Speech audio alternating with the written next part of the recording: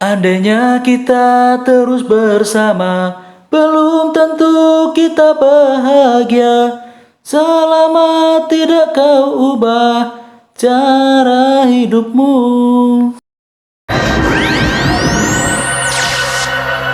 Apa kabar boslur semua? Masih bersama Bang Jack yang setia menemani kalian. Pada video kali ini saya akan kembali membawakan alur film Indonesia Lawas yang dibintangi oleh Sujiwo Tejo dan Meriam Bellina. Film ini sangat ikonik karena sukses mempengaruhi dunia hiburan pada masanya. Dan inilah Kafir. Film Kafir dirilis pada tahun 2002 yang kemudian idenya banyak diikuti televisi yang juga menggandeng ustadz-ustadz terkenal di dalam penyampaian ceritanya. Oke, daripada kelamaan intro, keburu hujan dan gak jadi rekaman lagi, langsung saja kita ke alur ceritanya.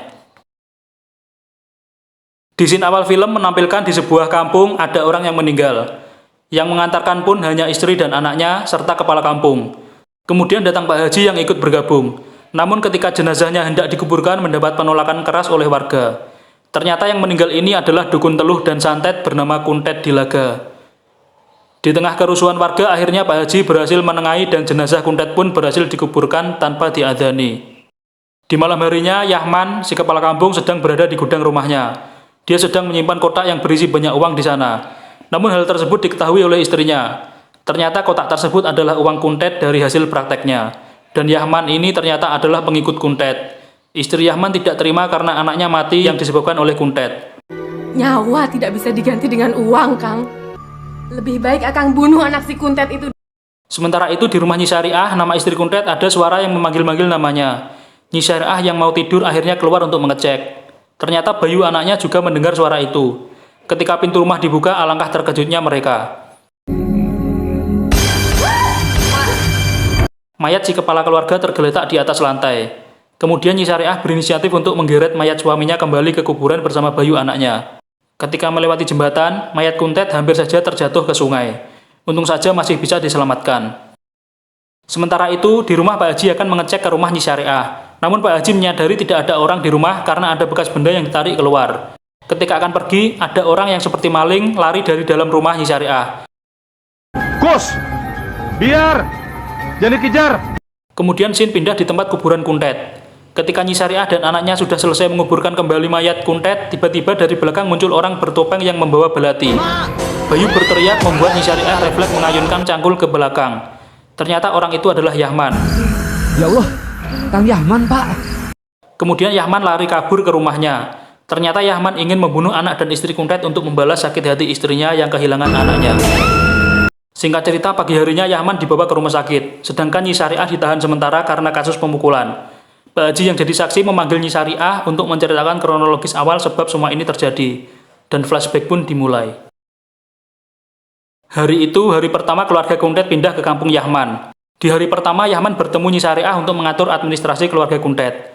Ketika diberi upah banyak, Yahman bertanya pekerjaan Kuntet. Nyi Syariah hanya menjawab kalau suaminya adalah tabib. Yahman langsung tertarik karena pamannya ada yang terkena stroke. Tabib. Dokter. Sementara itu, Kuntet dan anak buahnya sedang boyongan memindahkan barang-barangnya ke tempat praktek sambil melantunkan nyanyian seperti mantra. Singkat cerita, Yahman datang ke tempat prakteknya Kuntet membawa pamannya yang lumpuh. Di sana sudah ada Kuntet yang sedang telanjang dada penuh keringat di atas bara api. Sementara itu, anak buahnya menampung keringat itu ke dalam gelas yang akan dikumpulkan ke gantong besar. Kemudian paman Yahman disuruh berbaring sambil dioleskan keringat Kuntet. Dalam hitungan menit, pamannya Yahman sudah bisa berdiri. Ternyata keringat itulah yang menjadi media Kuntet untuk menyembuhkan orang. Man, aku sembuh, Man. Sementara itu ternyata di luar sudah banyak orang yang mengantri dengan berbagai penyakit. Metode Kuntet pun bermacam-macam. Ada yang dioleskan keringatnya, sampai yang paling menjijikkan adalah minum keringat Kuntet. Singkat cerita, semakin hari semakin banyak pengunjung dan Yahman juga semakin percaya dengan Kuntet. Namun para warga sekitar tidak ada yang percaya dengan Kuntet. Karena setoran tiap hari yang menggiurkan, Yahman rela door to door ke rumah warga. Sampai dia ke rumah Jalun, sesepuh kampung. Namun Jalun tidak percaya dan disumpahi akan celaka. Akhirnya pipi Yahman dikasih paham sama Jalun. Jangan macem-macem, Yahman. Karena gagal meyakinkan warga, Yahman sampai bilang kalau Kuntet adalah seorang wali. Mengetahui hal tersebut malah membuat Kuntet terobsesi menjadi orang yang lebih sakti dan berhenti melakukan praktek pengobatan. Namun Yahman yang tamak masih menjual keringat kuntet pada orang-orang, sampai air keringatnya habis dan terjadilah kejadian yang tidak bagus untuk kesehatan mata Anda.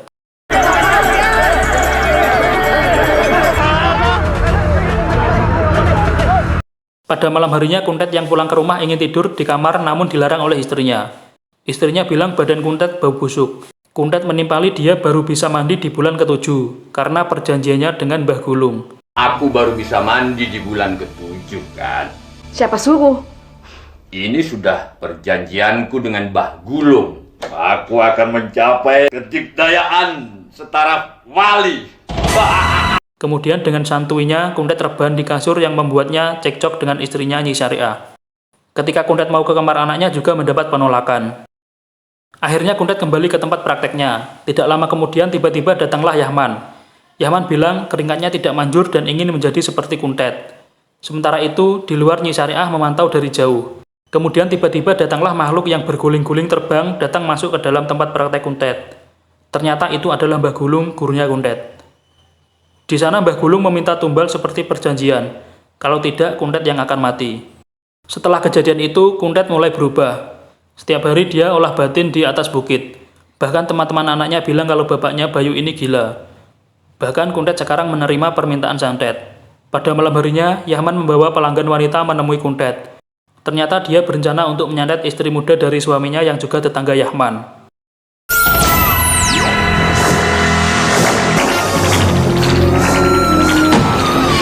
Keesokan harinya Yahman disamperin tukang pukul suami pelanggannya. Setelah babak belur, kemudian Yahman disuruh mengantarnya ke kuntet untuk buat perhitungan. Namun justru ketiga pesuruhnya yang hancur sebelum bertempur.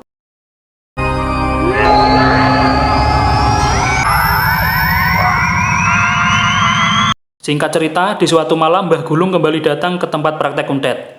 Ternyata Mbah Gulung datang karena Yahman ingin menjadi pengikutnya dan menanyakan janji setianya pada Mbah Gulung.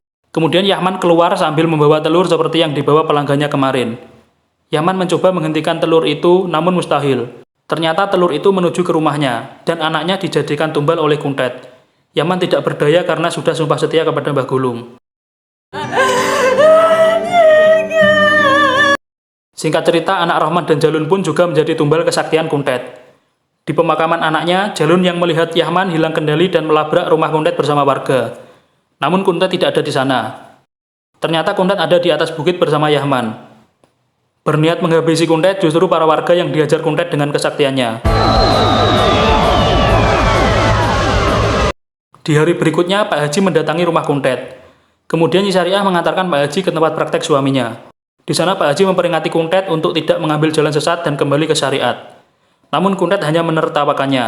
Bahkan kuntet juga menunjukkan kesaktiannya pada Pak Haji. Debat antara Pak Haji Damiri dan kuntet pun terjadi. Keabadian cuma ada di akhirat. Kehidupan setelah mati. Atau makhluk setengah iblis yang disebut Dajjal seperti kamu.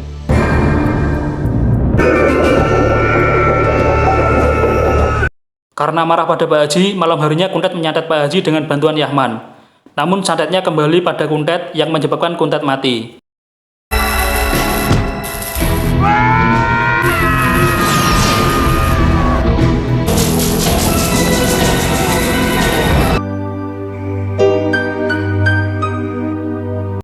Kemudian scene kembali di waktu sekarang. Nyi Syariah masih di kantor polisi. Sementara Yahman yang sadarkan diri lari dari rumah sakit untuk pergi ke tempat prakteknya kuntet dan mengambil semua uang di sana. Sementara itu, di kuburan kuntet, mayatnya kembali hilang karena tidak diterima bumi. Warga yang melihat mayat kuntet terbang mengikutinya sampai tiba di rumah praktek kuntet. Yahman yang berada di dalamnya dirangkul mayat kuntet, kemudian terjadi kebakaran yang membakar mayat kuntet dan Yahman.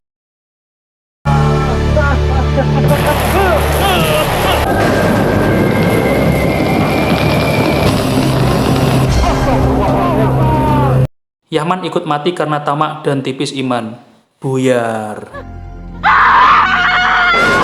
Demikian film azab zaman old, lumayan hayal namun banyak pelajaran. Oke boslur, Bang Jack undur diri.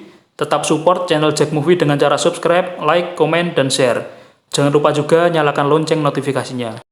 Engkau pastinya tersenyum dengan pengunduran diriku, tetapi bagi diriku suatu ketenangan.